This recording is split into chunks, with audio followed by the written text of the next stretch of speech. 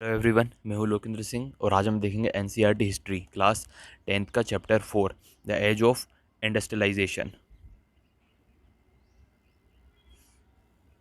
Chapter में इसमें picture के बारे में दिए हुए स्टार्टिंग में।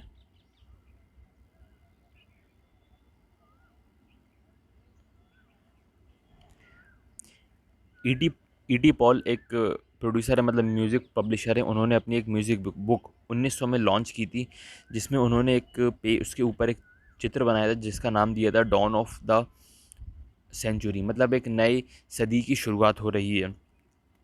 इस पेंटिंग के थ्रू उन्होंने एक गॉडेस, मतलब एक देवी की पिक्चर बनाई थी, जो कि एक सिंबल है प्रोग्रेस का, मतलब एक और एक हाथ में है न्यू सेंचुरी का फ्लैग है, मतलब एक नई सदी की शुरुआत हो रही है। और ये एक व्हील के ऊपर खड़ी हुई हैं, जहाँ पे एक ये सिंबल है कि हम एक फ्यूचर की तरफ बढ़ रहे हैं। और इनके पीछे कुछ साइन बने हुए जैसे railway, camera, machine, printing press, factory. इसका मतलब होता है ये प्रोग्रेस के साइन है, और अब हम इसके आगे और प्रोग्रेस करेंगे और नई चीज़ों का इन्वेंशन करेंगे। फिगर 1 में देवी के बारे में बताया गया था, और अब फिगर 2 में दो म्यूजिशियन बताए हैं, मतलब फ्यूचर के बारे में। पहले म्यूजिशियन में अलादीन को बताया गया है, जिसमें उसने अलादीन को रगड़कर बड़ी बड़ी एक बड़ा सा महल बना दिया। और नीचे साइड एक मैकेनिक है जो कि शो कर रहा है कि जो जिसके हाथ में मॉडर्न टूल्स वगैरह हैं, जिसने ब्रिज बनाए हैं, शिप टावर बनाए हैं, बहुत ऊंची ऊंची बिल्डिंग बनाई हैं। और इस ये दो, मतलब ये एक पेंटिंग में जो दो जादूगर बनाए थे, अलादीन और एक व्यक्ति जो इंजीनियर है। अलादीन शो कर रहा है ईस्ट को और पास्ट को, जो हमारा ईस्ट है, जो पूर्वी हिस्सा है, और जो पास्ट है, जो पहले जो बीत गया। और जो मैकेनिक है, मैकेनिक शो कर रहा है जो वेस्ट को, और मॉडर्निटी, जो भी टूल्स हैं, टेक्नोलॉजी मार्केट में आई, उसको शो कर रहा है। ये रही वो पेंटिंग, ये नीचे मैकेनिक, ऊपर अलादीन।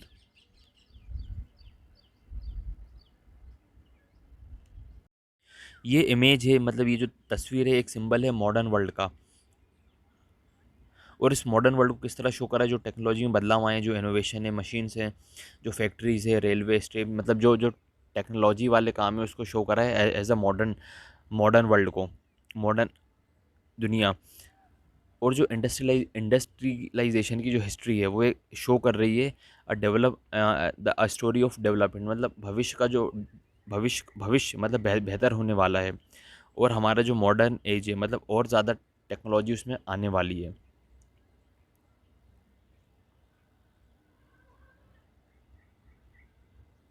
ये जो इमेज है, ये एक शो करती है हमारी पॉपुलर इमेजिनेशन को, मतलब हमारा जो भविष्य है वो शानदार होने वाला है। कि आपको ऐसा नहीं लगता कि ये जो रैपिड इंडस्ट्रियलाइजेशन का जो टाइम है, वो प्रोग्रेस और मॉडर्निटी का है? कि आपको नहीं लगता ऐसे कि रेलवे और फैक्ट्री कंस्ट्रक्शन, ये जो हाई राइजेस बिल्डिंग, जो ऊंची ऊंची बिल्डिंग और जो ब्रिज है, ये एक साइन है हमारी जो सोसाइटी का जो डेवलपमेंट हो रहा है, उसका साइन ही है। मतलब हम फ्यूचर की तरफ और प्रोग्रेस करेंगे।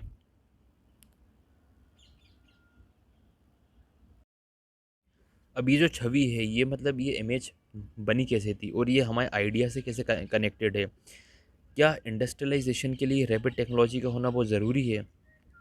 और हमारी लाइफ में जो आज टेक्नोलॉजी, और क्या उसकी तारीफ़ करना, ग्लोरिफिकेशन करना कहाँ तक और कितना ज़रूरी है? और इसने इंडस्ट्रियलाइजेशन ने आम लोगों के जीवन पर क्या असर डाला, और इस बात को समझने के लिए हमें इसकी हिस्ट्री पर जाना पड़ेगा।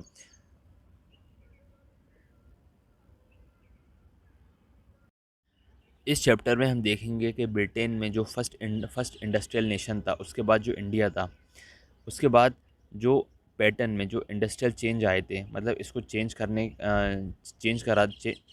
की कंडीशन जो थी, मतलब कॉलोनियल रूल ने बदलाव करे थे, और क्या बदलाव करे थे, कैसे बदलाव करे थे।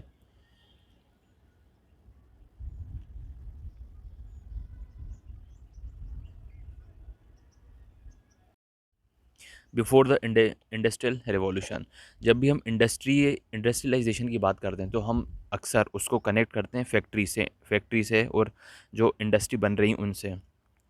और जब हम इंडस्ट्री की जो प्रोडक्शन है, मतलब उसके प्रोडक्शन की बात कर रहे हैं तो हम जो फैक्ट्री में वो जो काम जो सामान बन के निकल रहा है उसकी बात होती है।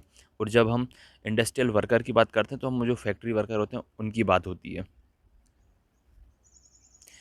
इंडस्ट्रियलाइजेशन की शुरुआत वहाँ से होती है जहाँ से पहली बार फैक्ट्री की किसी इंडस्ट्री की स्थापना की गई थी।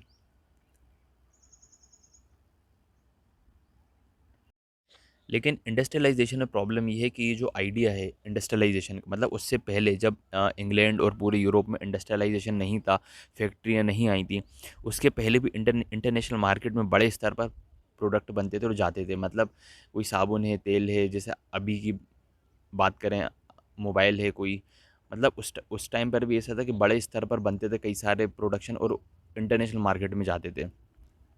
और हिस्टोरियन ने ऐसी कंडीशन को, मतलब इस फेज़ को प्रोटो इंडस्ट्रियलाइजेशन कहा है। मतलब जब प्रॉपर इंडस्ट्री बनी भी नहीं थी तब भी सामान वगैरह प्रॉपर बनते थे और इंटरनेशनल मार्केट में बिकते थे।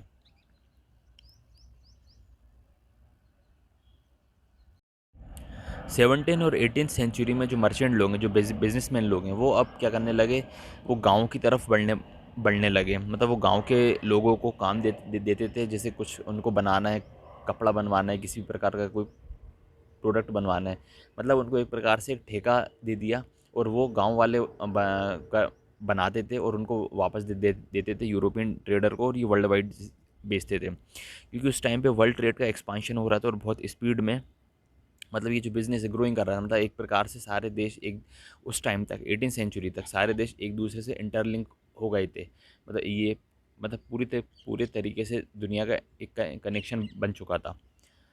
बट समस्या ये थी, कुछ जो शहर के लोग हैं उन्होंने एक प्रकार की शहर में मोनोपोली करके रखी थी। तो वो जो नए बिजनेसमैन हैं उनको मतलब एंट्री नहीं करने देते थे। ये भी एक रीज़न है कि उन्हें मर्चेंट लोगों को गांव की तरफ उनको जाने के लिए मजबूर हो गए थे।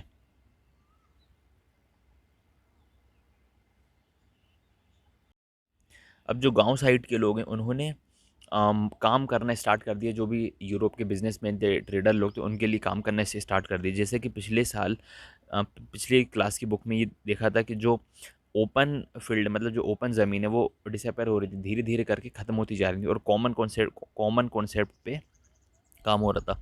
और ऐसे में क्या हुआ, जो गरीब किसान है उनको अपनी रोजी रोटी के लिए कोई दूसरा रास्ता ढूंढना पड़ता था। मतलब उनको कुछ और काम करना पड़ता था अपने काम के लिए। जो ज़मीनें थीं, छोटी-छोटी ज़मीनें तो थीं, लेकिन उससे क्या है, घर के हर व्यक्ति के लिए इनफ नहीं थी। जब मर्चेंट ने, जो बिज़नेसमैन है, जब उन्होंने इन गाँव वालों को जो अपना कोई प्रोडक्ट है उसको बनाने का काम दिया, टेंडर दिया, तो वो इस बात से एग्री हो गए। और छोटे किसान जो हैं वो अब उनके लिए बेनिफिशियल ये था कि वो अपने गाँव में रहकर, मतलब अपने सबसे पहले अपनी खेती भी कर लेते थे, छोट जितना भी हो अनाज गेहूँ जो भी हो थोड़ा बहुत वो भी हो जाता था। अब उनको घर में रहकर काम भी मिल गया था। और वो हर व्यक्ति को, मतलब घर का हर व्यक्ति को एक प्रकार से एम्प्लॉयमेंट मिल चुकी थी।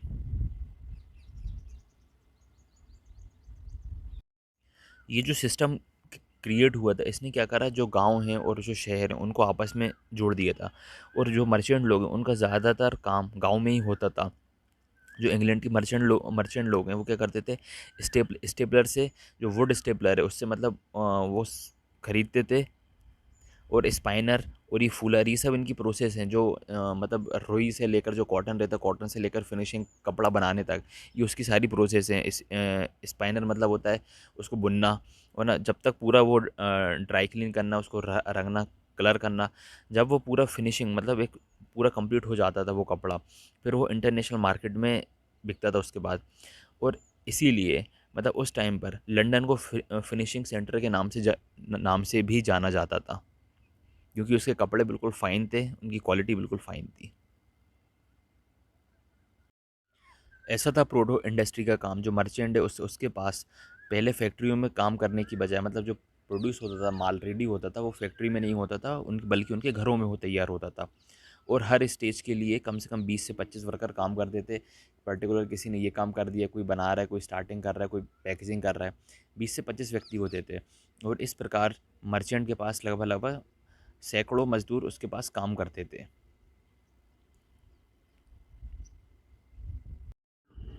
The coming up of the factory. Factory की शुरुआत जो है इंग्लैंड में 1730 से हुई थी, लेकिन इसका जो मतलब एक बूम आना, मतलब फैक्ट्री कई सारी फैक्ट्री बनना, ये 18th सेंचुरी से स्टार्ट हुआ था। कॉटन एक न्यू एरा का एक सिंबल था, मतलब कॉटन ने आके पूरी जो इंडस्ट्रियलाइजेशन है उसको चेंज कर दिया था।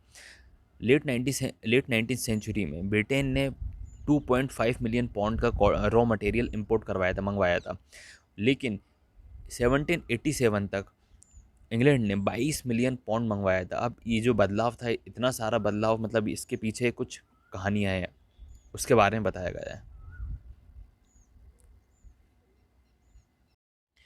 18th सेंचुरी में इन्वेंशन की सीरीज सी आ गई थी, मतलब जो अब पहले जो कॉटन कॉटन है घर में होता था, घर में काम होता था, उसकी बुनाई कताई सब घर में होती थी, अब मशीनों के द्वारा स्टार्ट हो गया था। और जो आउटपुट है वर्कर का वो कई ज़्यादा बढ़ गया था। अब जो कपड़ा है और धागा है और ज़्यादा मजबूत और ज़्यादा फिनिशिंग क्वालिटी का मिलने लगा था। एक व्यक्ति हैं रिचार्ड ओकराइट, उन्होंने कॉटन मिल की शुरुआत की थी, मतलब उन्होंने एक जो मशीन बनाई थी कॉटन की। तब तक जो काम है वो घरों से होता था, गाँव में सब हर व्यक्ति अपने घरों घरों से काम करते थे। उसके बाद मशीनों की शुरुआत हुई, मशीनें सेटअप होने लगी मिलों पे। अब जो प्रोसेस है वो सिर्फ एक छत के नीचे होने लगी थी, मतलब एक मशीन लाओ कपड़े की, वही कपड़ा कॉटन से धागा बना देता था, धागा से कपड़े बना देता था। अब पूरा जो प्रोसेस है वो एक छत के नीचे स्टार्ट हो गई थी। अब जो काम है और ज़्यादा केयरफुल हो गया था। अपन क्वालिटी जिस प्रकार से कपड़ा बन रहा है उसकी क्वालिटी चेक कर सकते थे। और हर लेबर एक हर लेबर एक लेबर किस तरीके से काम कर रहा है, उसका तरीका क्या है, उसको भी चेक कर सकते थे। जो कि पहले जो गाँव में होता था, सबके काम काम बँटे हुए थे, जो कि पहले पॉसिबल नहीं था।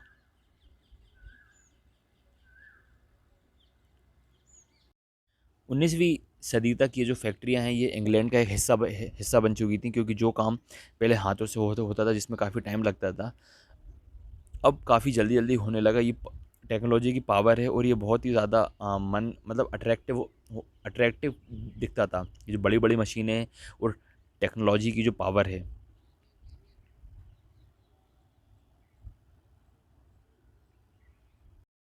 The pace of industrial change में क्या क्या सक्सेस थे, उसकी प्रोग्रेस क्या थी, आगे बढ़ भी रहा था कि नहीं बढ़ रहा था। क्या इंडस्ट्रियलाइजेशन का मतलब यही था कि जितनी हो सके भैया आप तो फैक्ट्रियाँ लगाते जाओ, कि यही था इसका मतलब, उसके तो इसके बारे में बताया। 1840 तक ऐसा था कि यदि किसी व्यक्ति को ब्रिटेन अमीर बनना है, तो उसके लिए एक ऑप्शन था कि आप कॉटन की फैक्ट्री खोल लो। मतलब कॉट उस टाइम पे ये वाला बिजनेस बहुत तेज़ी से ग्रोथ कर रहा था। लेकिन 1840 के बाद मार्केट में कुछ चेंजेस आए, रेलवे बनने की शुरुआत हुई, तो ये मार्केट पकड़ लिया आयरन और स्टील इंडस्ट्री ने। मतलब अगर 1840 तक कपड़े का मार्केट, वो कपड़े का बिजनेस था, वो काफ़ी प्रॉफिट दे रहा था। उसके बाद इस आयरन और स्टील ने प्रॉफिट देना स्टार्ट कर दिया, और ये बहुत स्पीड से बढ़ता गया बिजनेस। और 1873 तक ऐसा था कि ब्रिटेन से जो आयरन और स्टील एक्सपोर्ट होता था, उसकी कीमत थी 77 मिलियन पाउंड, जो कि कपड़े से कंपेयर करें तो जस्ट इसका डबल था। सेकंड पॉइंट दिया है, यदि कोई नई इंडस्ट्री आती, कोई नया ट्रेडिशन आता है, इसका मतलब ये नहीं कि वो पहले वाले को कम्पीट कर देगा, पहले वाले को पूरी तरीके से ख़त्म कर देगा। लेट 19th सेंचुरी तक, मतलब लगभग जितने भी वर्कर थे, मतलब एक शहर में मान लो एक फैक्ट्री है, उसमें 100 वर्कर हैं, तो लगभग 20% से भी कम लोग थे जो टेक्निकल सेक्टर, मतलब एडवांस सेक्टर, इंडस्ट्रियलाइजेशन, जहाँ पे आयरन और स्टील का काम हो रहा है, उन पर काम करते थे। क्योंकि एकदम से पूरा चेंज नहीं हो सकता था। और टेक्सटाइल के साथ ऐसा था कि जो टेक्सटाइल है वो घरों से काम हो रहे थे, मतलब फैक्ट्रियाँ भी थी, मतलब फैक्ट्रियाँ तो थी वहाँ पे भी कपड़ा बन रहा था, और घर से भी काम हो रहा था। बट आयरन और स्टील का काम घर से नहीं कर सकता था हर व्यक्ति।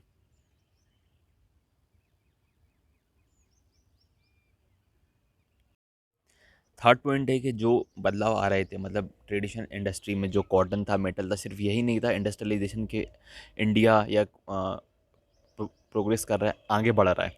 और भी इनके साथ छोटे छोटे जो नॉन मैकेनिज्म में जो भी आविष्कार हैं, जैसे पोट्री बनाना, ग्लास वर्क, फर्नीचर, जो भी मतलब छोटे छोटे स्तर का जो काम है जो घर से हो सकते थे, उनके लिए पर्टिकुलर इंडस्ट्री की ज़रूरत नहीं थी, वो भी इसको बदलाव में कंट्रीब्यूशन कर रहे थे अपना।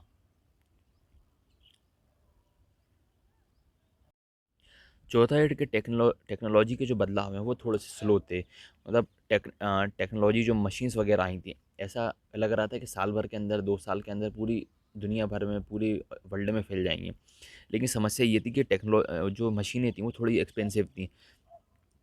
और जो मर्चेंट लोग हैं, जो जो भी ये जो कपड़ा इंडस्ट्री, जो इंडस्ट्री से रिलेटेड थे, वो इस पर खर्च करने के लिए काफ़ी सोच विचार करते थे, क्योंकि यदि इनमें कोई गड़बड़ी आ जाती थी तो इसको रिपेयर कराना कराना भी कॉस्टली होता था।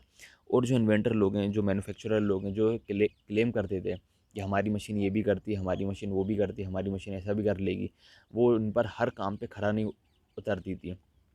मतलब कोई व्यक्ति अगर वो अपने घर से अपना कोई कॉटन का काम कर रहा है, कोई स्पाइनिंग कर रहा है, कोई कुछ कुछ कर रहा है, कोई कपड़ा बना रहा है, कोई व्यक्ति आया, दूसरा व्यक्ति, उसने कहा कि हमारी मशीन खरीद लो, हमारी मशीन से बनाया करो। उसमें प्रॉब्लम ये थी कि महंगी थी, अगर कुछ गड़बड़ हो जाए तो उसको रिपेयर कराने भी काफ़ी महंगा था। और तीसरा ये था कि वो लोग जैसा बोलते थे, और अपने कामों पर, सारे कामों कामों पर वो मशीन खरा नहीं उतरती थी।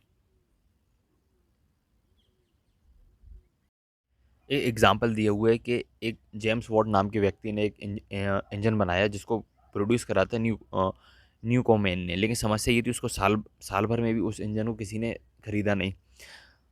और 19 सेंचुरी तक 321 से भी ज़्यादा ऐसे इंजन थे जिनका सिर्फ 80 यूज़ हो रहा था कॉटन इंडस्ट्री में, और 9 यूज़ हो रहा था वुलन में, जो ऊन वगैरह का काम होता है।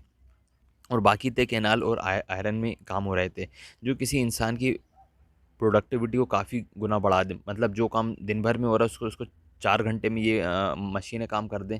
लेकिन ऐसे मशीनों को भी लेने से उस टाइम पर काफ़ी लोग झिझक रहे थे, जो इसमें बिजनेस में थे, जो भी मर्चेंट थे, जो बिजनेसमैन थे, फिर भी इसको लेने के लिए जल्दी से एग्री नहीं होते थे।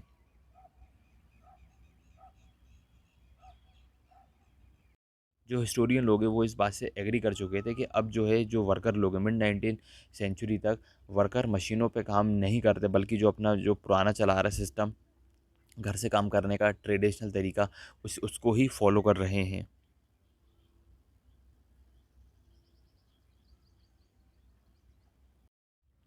Hand labour and stream power.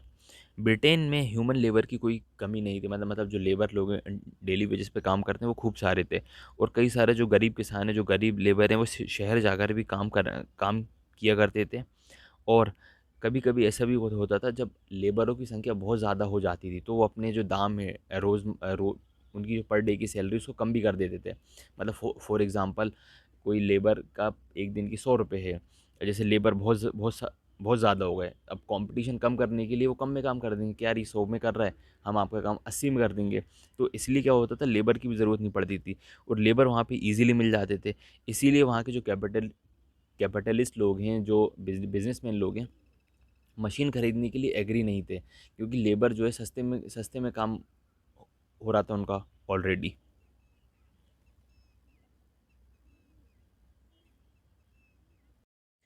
Labour की जो डिमांड है वो घटती बढ़ती रहती थी। मतलब वो सीजनल होता था, कभी लेबर की बहुत ज़्यादा डिमांड है, कभी बहुत कम है। जो गैस वर्क है और जो ब्रेवरी है, ब्रेवरी मतलब होता है जो शराब की भट्टी होती है, वहाँ पर सर्दियों के मौसम में लेबर की बहुत ज़्यादा डिमांड होती थी। मतलब बहुत ज़्यादा लेबर चाहिए पड़ते थे।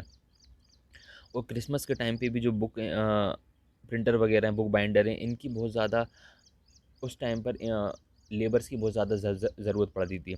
और इसी के साथ साथ दिसंबर में ही जो शिप वगैरह का काम होता है, रिपेयर होना, सफाई होना, इसमें भी लेबर्स की बहुत ज़्यादा ज़रूरत पड़ती थी। तो ऐसे में इंडस्ट्रियल लोग हैं, वो सिर्फ हैंड लेबर वालों की हेल्प लेते थे, ना कि मशीनों की।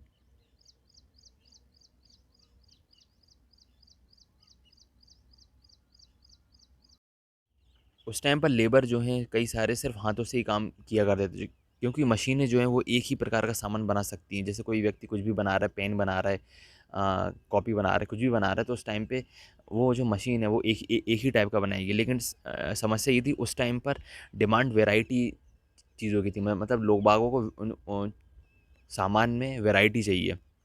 इसका एक एग्जांपल दिया हुआ है, मिड 19 सेंचुरी में ब्रिटेन में सिर्फ 500 टाइप्स के हैमर आते थे। मतलब जो हथौड़ा होता है, सिर्फ 500 टाइप के हथौड़े आते थे, और 45 टाइप की, 45 तरह की कुल्हाड़ी आती थी। तो मतलब इंसान को उस टाइम पे वैरायटी चाहिए रहती थी। जिसके लिए मतलब ह्यूमन स्किल्स की बहुत ज़्यादा ज़रूरत है। मतलब इसके लिए किसी मतलब ये काम मशीन नहीं कर सकती थी, ये हाथों से ही किया जा सकता था।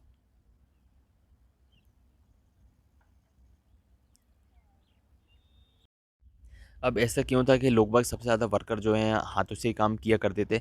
उस टाइम पर जो ब्रिटेन में जो अपर क्लास के लोग, अमीर लोग हैं, जो राजशाही लोग हैं, वो सिर्फ़ हाथों से बनी चीज़ों को ही पसंद करते थे। उनका ऐसा मानना था कि इसमें एक प्रकार का एक क्लास है। मतलब ये क्लासिक चीज़ें हैं, क्योंकि उसको इसमें इसकी फिनिशिंग बहुत अच्छी है, इसको इंडिविजुअल प्रोड्यूस किया जाता है, एक-एक करके बनाया जाता है और इसको बहुत ही केयरफुल तरीके से बनाया जाता है। और जो मशीनों से काम होता था, उसको एक्सपोर्ट कर दिया करते थे।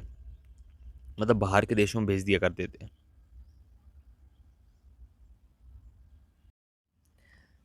जिन देशों में इंसानों की जो लेबर वगैरह है उनकी कमी होती थी, वहाँ पर उनका मशीनों का यूज़ होता था ताकि उनका काम चल सके कि अब लेबर है ही नहीं, बेचारे क्या करेंगे, तो वह मशीन खरीदनी पड़ती थी। ऐसी कंडीशन 19th सेंचुरी में अमेरिका में थी, लेकिन ब्रिटेन में लेबरों की कोई कमी नहीं थी उस टाइम पर।